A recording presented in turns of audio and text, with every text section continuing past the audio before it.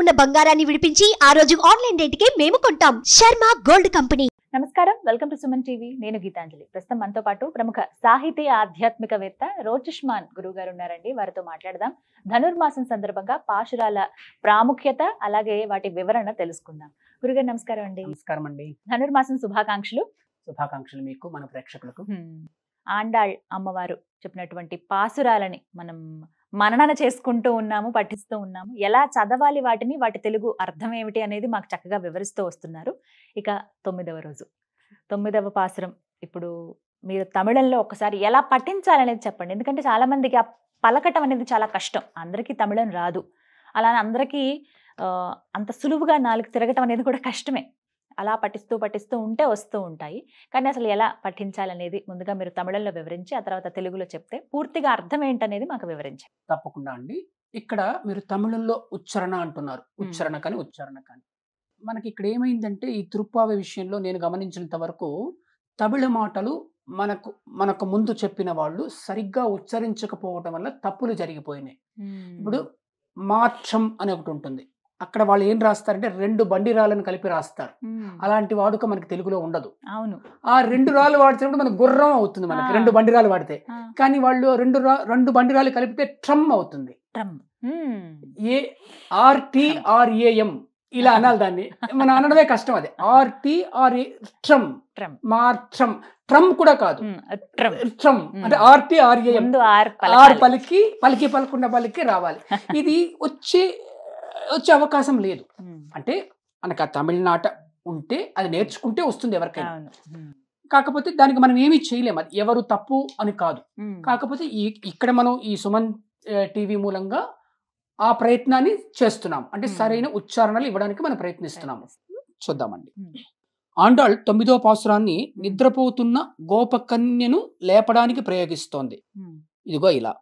తూమణి మాడత్తు చుట్rum విளக்கெரிய, தூமணி மாடத்து சுற்றும் விளக்கெரிய, தூபம் கமழத் துயிலனை மேற் கண் வளரும் மாமன் மகளே மணிக்கதவம் தாழ்த்திரவாய், மாமீர் அவளை எழுப்பீரோ உன் மகள்தான், ஊமையோ வன்றிச் செவிடோ அனந்தலோ ஏமப் பெருந்துயில் மந்திரப்பட்டாளோ, மாமாயன் மாதவன் வைகுந்தன் என்றென்று నామం పలవం నవీన్రేలోరెంపావాయ్. ఇది మీరు చదివితే గానీ మన ప్రేక్షకులకు అర్థం కాదు. ఈ పదాలు కూడా కాస్త క్లిష్టంగా ఉంటాయి. 9వ పాసురం తమిళంలో గురువుగారు చదివి వినిపించారండి. ఎలా ఉచ్చరించాలనేది విన్నారు కదా.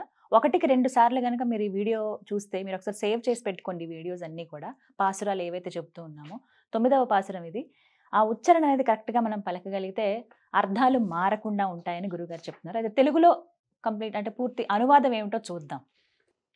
పవిత్రమైన రతనాల మేడలో చుట్టూ ఉన్న దీపాలు వెలుగుతూ ఉండగా, ధూపం వ్యాపించి ఉండగా, పరుపుపై నిద్రపోతున్న మామ కూతురా, రతనాల తలుపు గొళ్ళెంతీయి, అత్తా తనను లేపవా, మీ అమ్మ ఏమైనా మూగదా లేక చెవిటిదా, మత్తులో ఉందా, పిచ్చి నిద్ర, మంత్రానికి పడిపోయిందా, మా నల్లనివాడు మాధవుడు వైకుంఠవాసి అని అంటూ అంటూ నామాలు చాలా చెబుతూ లేచి రాని, ఓలాలా నా చెల్లి.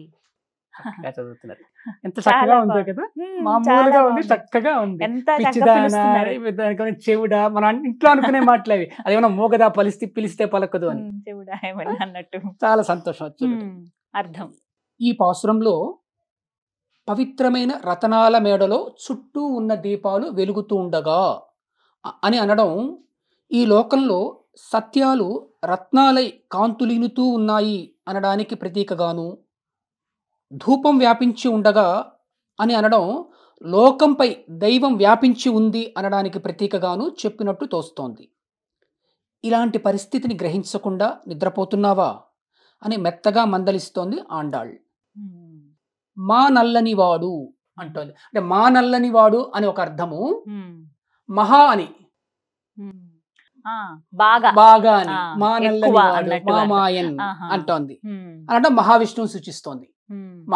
విష్ణువే మహావిష్ణువు అంటారు. అదే మామాయన్ అంటారు వాళ్ళు తమిళ్లో. అదే మామాయన్ అంటే మా నల్లనివాడు, అంటే మహానల్లనివాడు లేదా మా నల్లనివాడు అని మహావిష్ణువు సూచిస్తోంది. ఆ గోపకన్య మాత్రమే కాదు, మనము పిచ్చి నిద్రలోనే ఉన్నాం. దైవనామాలు చెబుతూ మనం నిద్ర లేవాలి.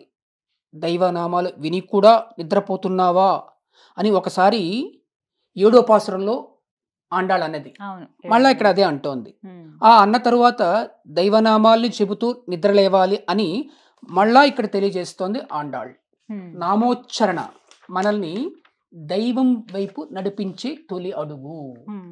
దైవానికి మనం వెంటనే వెళ్ళలేమండి. ఉమ్. మొదటి అడుగు నామం. రామ, కృష్ణ, తలుచుకోవాలి. దుర్గా ముందు స్వామి. అది మొదటి. ఆ తర్వాత అట్నుంచి లోపలికి వెళ్ళడం, దైవం లోపలికి వెళ్ళడానికి మొదటి అడుగు నామోచ్చరణ. ఉమ్. అందుకే ఆండాళ్ ఆ మాట అంటోంది. ఉమ్. ఇక్కడ తస్య వాచకః ప్రణవః ఉమ్. అంటే పరమాత్మకు పేరు ప్రణవం అని ఒక పతంజలి యోగ సూత్రం చెబుతోంది. తస్య వాచకః ప్రణవః అంటే పరమాత్మకి పేరు ఓం అని.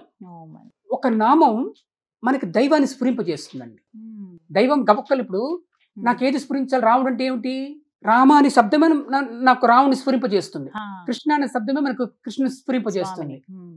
అందుకని దైవనామం అనేది, దైవానికి నామం అనేది. అందుకే ఉమ్. లేకపోతే ఇంకేదో ఏదో అనేచ్చు కదా, నామమే లేకుండా దైవం ఉండొచ్చు కదా. ఉమ్. నామం లేకుండా దైవం ఉండదు. తస్యవాచకః ప్రణవః అన్నది అందుకే. ఉమ్. ఆ దైవాన్ని స్ఫురింపజేసే నామమే మనకు ముఖ్యం, అంటే మొదటి అడుగు. మొదటి అడుగు. ఆ అడుగు వేయమని ఆండాళ్ చెబుతుంది. అంటే లేచేటప్పుడు కూడా స్వామిని ఎలా మనకు తలుచుకోవాలి? అలవాటు, కొంతమందికి అలవాటు ఉంటుంది. అది ఉమ్. ఏదో నామాలు అనుకుంటే ఇప్పుడు నేను అదే చేస్తాను. నేను ఉమ్. అసలు ఏం స్మరించాలంటే ఉదయం లేవటమే మీకు ఎవరిష్ట దైవమైతే అదే. అంతే. అంతే. రాముడు అనుకునేవాళ్ళు రాముడు. అంటే మనకి ఏమిటంటే ఒక వైపుకు మనల్ని తిప్పడం కోసమే అది, అక్కడ ఉండిపోవడం కోసమని కాదు, ఉమ్. అక్కడికి రావడం కోసమని. ఇప్పుడు మనం ఒక టీవీ ఛానల్ పెడుతున్నామండి, ఉమ్. 100 ఛానల్స్ వస్తాయి, ఏదో ఒక ఛానల్ పెడుతున్నాం కదా. అవును. అంతే ఇది కూడా ఇలా. ఒక నామంలో, అంటే అది మొదటి అడుగు అని, ఉమ్. దైవనామం అనే అనేది. అర్థం. చాలా చక్కగా వివరించారండి 9వ పాసురం. ధన్యవాదాలు. నమస్కారం. ధన్యవాదం అండి. గోదా అమ్మవారికి పాద ప్రమాణం.